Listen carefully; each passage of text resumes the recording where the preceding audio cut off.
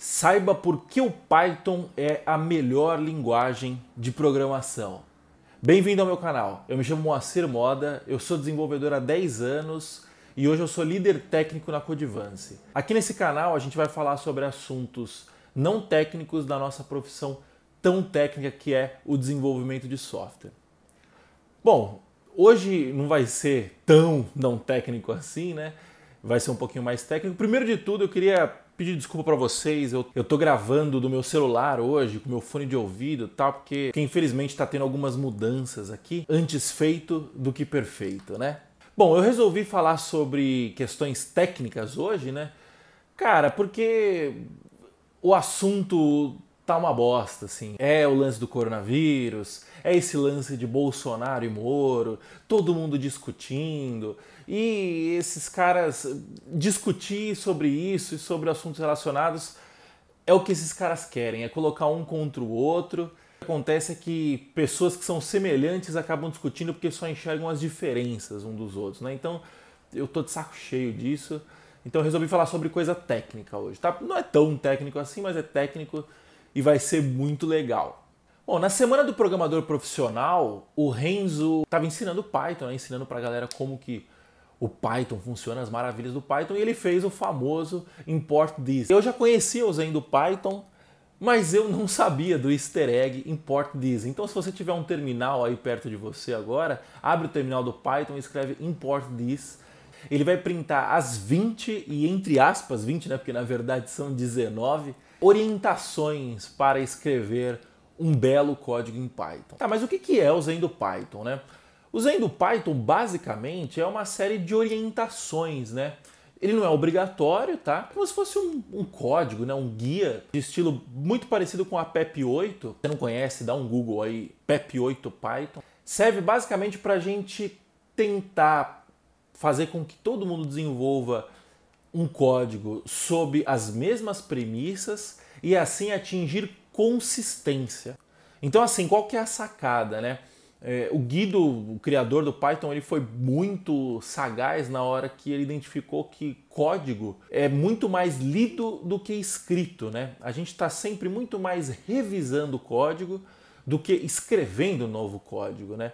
Então, pensando nisso, o Python foi desenhado de uma forma em que é priorizado o entendimento do código, a qualidade de compreensão daquele código, né? E o Zendo Python acaba sendo um guia que vai nos orientar a escrever um código que seja compreensível.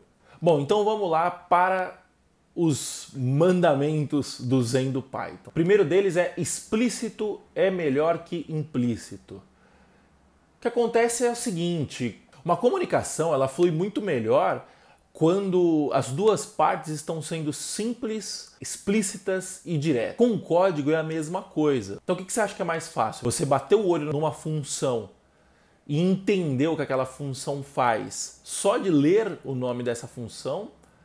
Ou você ter que analisar linha por linha de cada função e descobrir o que aquela função faz? A primeira opção é muito mais fácil, né? Simples é melhor que complexo. Que tipo de comunicação é mais fácil de entender? Uma comunicação simples ou uma comunicação complexa? Simples, né? Complexo é melhor que complicado. Vão existir momentos que você não vai conseguir dar uma resolução simples para um problema. Nesses momentos, lembre-se sempre de não complicar mais a sua solução. Não é porque a solução é complexa que ela deve ser complicada. Plano é melhor que encadeado. Essa frase em inglês seria flat is better than nested. Em inglês faz mais sentido, né, para quem programa, mas enfim. Imagina que o programador ele tem uma cabeça muito analítica, né? Então a gente tem mania de fazer listas, e aí essas listas têm tópicos, subtópicos, subtópicos. Isso é algo que seja encadeado, né? Muitas vezes isso ajuda, mas a gente como programador também tem uma péssima mania de tentar resolver problemas que ainda não apareceram. Então o que acontece? Se você começa a complicar demais esse encadeamento, você simplesmente vai estar criando mais burocracia. Espaçado é melhor que denso. Essa também é outra frase que faz mais sentido em inglês, né? Que seria sparse is better than dense. Que é basicamente o seguinte, já pegou aqueles códigos que o cara resolve tudo em uma linha só? Tem soma, tem cálculo matemático, tem conversão de tipo, tem concatenação de string, tudo na mesma linha. Pro cara que escreve é ótimo isso, né? Mas e pro cara que lê depois? Até ele conseguir identificar o que está acontecendo ali. Legibilidade conta. Sabe quando a gente vai fazer aquele for, que aí você coloca i mais, que aí você coloca i igual a zero. Esse item aqui, ele se explica por si só. Só que se eu fizer isso, eu vou estar ignorando a regra de explícito é melhor que implícito. Imagina que você tem uma variável que conta a quantidade de pedidos. Você vai chamar essa variável de QTD ou você vai chamar essa variável de Quantity of Orders? Você optando pela segunda opção, você torna o seu código mais legível e assim dando menos abertura para má interpretação. Casos especiais não são especiais o suficiente para quebrar uma regra. Imagina que você tem um código todo desacoplado, todo separadinho, cada parte responde somente pela sua responsabilidade, uma arquitetura muito boa. Aí de repente tem um bug em produção que você precisa subir correndo e arrumar isso logo, e aí você acaba misturando uma responsabilidade só ali rapidinho.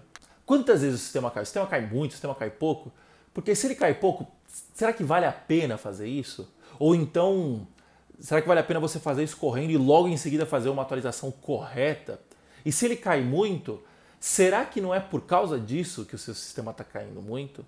Então a ideia por trás dessa frase é que quando você começa a abrir muitas exceções, a exceção acaba virando regra. Embora praticidade supere pureza.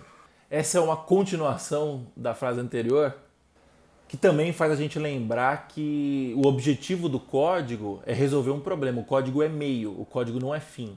Então, às vezes, você não precisa fazer uma solução completamente rebuscada para resolver um problema simples. Erros nunca devem passar despercebidos, a menos que eles sejam explicitamente silenciados.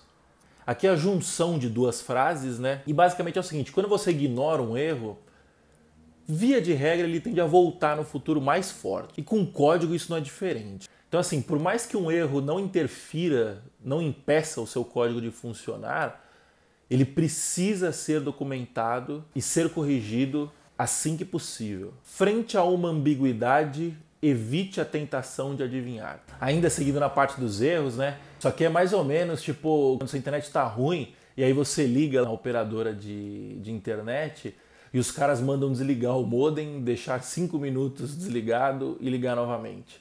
Isso significa basicamente que a pessoa não sabe o que está acontecendo, mas ela sabe que se ela resetar o sistema, pode ser que volte a funcionar. Pode ser que dê certo, mas e se for um problema com uma raiz um pouco mais cabeluda? A gente vai acabar caindo no cenário anterior, que é jogar o erro para debaixo do tapete. Deve-se haver um, e preferencialmente somente um, modo óbvio de se fazer isso.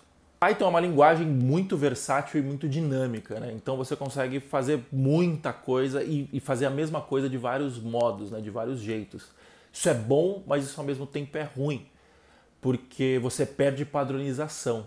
Então você imagina que você tem uma solução que seja resolvida 3 vezes de forma diferente no mesmo sistema. Aí imagina que um cara está entrando na equipe amanhã e ele não conhece nada, ele vai ver uma solução, depois ele vai ver outra, ele vai ficar perdido e isso vai dificultar a legibilidade do código. Embora este caminho possa não parecer tão óbvio, a menos que você seja holandês. Só que é uma piada, né? Porque o Guido, que é o criador do Python, ele é holandês e ele tem algumas incoerências na linguagem, como por exemplo, Python resolve string de várias formas, pelo menos 3 que eu lembro de cabeça aqui. Agora é melhor que nunca, embora nunca seja melhor que exatamente agora. Se você pode escrever um código melhor agora, por que você vai escrever um código ruim? Mas ao mesmo tempo a gente tem que tomar cuidado com isso, para não começar a resolver problema que não existe ainda. Lembrando que isso aqui também foi uma junção de 2 frases. Se uma implementação é difícil de explicar, ela é uma má ideia. Se uma implementação é fácil de explicar, provavelmente ela é uma boa ideia. Aqui eu também juntei 2 frases, né? E aqui é basicamente o seguinte, se você não consegue nem explicar a sua própria implementação, como você acha que os outros vão entender? E ao mesmo tempo também a gente tem que tomar cuidado que nem sempre a solução mais simples é a correta, embora na maioria das vezes seja.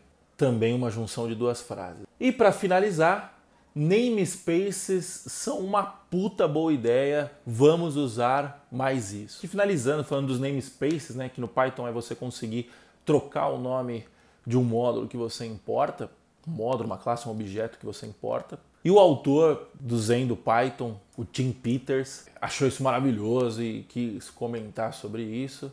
E assim, a ideia realmente é muito boa mesmo, a gente só tem que tomar cuidado para não usar com excesso e acabar transformando o código numa macarronada, né? E aí, você gostou? A sua linguagem de programação preferida, caso ela não seja Python, tem isso? Esse é um dos motivos que eu uso Python, né? Faz 10 anos que eu uso Python, e por quê? Porque o Python me permite gerar valor com rapidez. Então assim, cara, é aquela história, 80% dos problemas são resolvidos com 20% de esforço.